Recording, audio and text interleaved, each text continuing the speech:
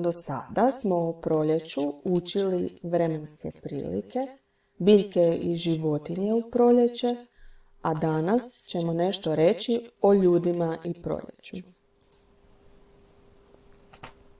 U proljeće ljudi obavljaju poslove u vrtovima, voćnjacima, vinogradima i na oranicama.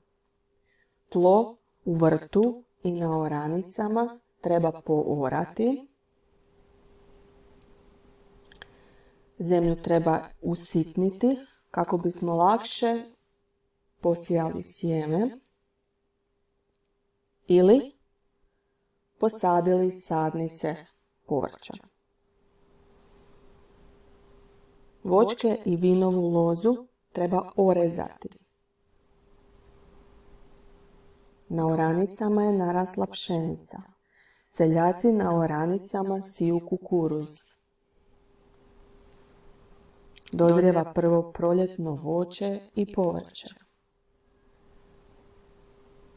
Ljudi uređuju u svojim domovima svoje okućnice, a u gradovima se uređuju parkovi i nasadi.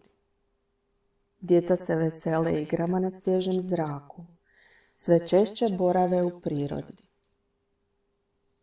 Tvoj zadatak danas je napisati naslov u bilježnicu Ljudi i proljeće, odgovoriti na pitanje koje su tvoje najdraže igre u prirodi u proljeće i prepisati s listića ono što treba u bilježnicu.